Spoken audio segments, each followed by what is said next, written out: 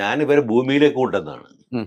ആ. അതായത് ഈ ഞാൻ അജിതക്ക് വേറെ ഒരു രാമേട്ടൻ എന്ന് പറഞ്ഞിട്ട് വളരെ ബഹുമാനമുള്ള ഒരാളുണ്ടായിരുന്നു. ഉം. അജിത് ജയിലിൽ 8 കൊല്ലം കഴിഞ്ഞു വന്നു. ഉം. അപ്പം അജിത ഒരു പൂച്ചനെ ഇങ്ങനെ ഹാൻഡിൽ ചെയ്യും വീട്ടിൽ. ഉം. അജിതനെ കാണുമ്പോ ഉം.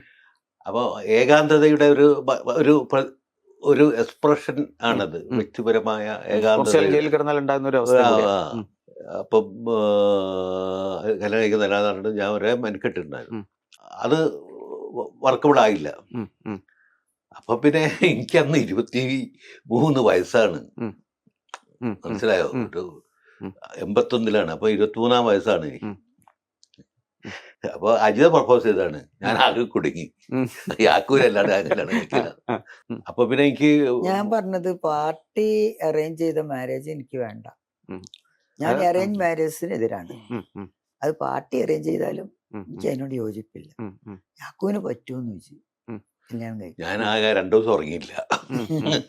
അങ്ങനെ ഒരു ബന്ധമായിരുന്നില്ലല്ലോ. അതെ അതെ, ഞാൻ വളരെ റെസ്പെക്ട് ചെയ്ത്. യാക്കൂവിനേക്കാൾ ചെറുതല്ലേ ഞാന്. അതായത് 8 വയസ്സ് കുറവാണ് ഞങ്ങൾ. അപ്പൊ ഞാന് ഇവര് ജയിലിൽ നിന്ന് വന്നതും വളരെ യാന്ത്രികമായ ഒരു വേ ഓഫ് തിങ്കിങ് ആയിരുന്നു ആ കാലത്തുണ്ടായിരുന്നു. അങ്ങനെ ആണ് ഇത് മനസ്സിലാക്കുന്നത് അവരുടെ തന്നെ രീതികളിൽ. അതായത് ഇപ്പൊ ഒന്ന് വളരെയധികം എനിക്ക് കേരളത്തിലെ എല്ലാ ആളുകളായിട്ടുള്ള ബന്ധമാണ്. പക്ഷെ ഇങ്ങനെ ഞാൻ അങ്ങനെ ആവുന്നത് തെറ്റാണോ? സിനിമയെ കുറിച്ച് അജിത ഭയങ്കര, ഞാൻ ഒരു സിനിമ കാണാൻ പോയി, അത് പറഞ്ഞപ്പോൾ ഭയങ്കര കത്ത്, അത് ഭയങ്കര മുതലാളിത്ത ജീർണതയുടെ എക്സ്പ്രഷനാണ് ഈ സിനിമ എന്ന് പറയുന്നത്.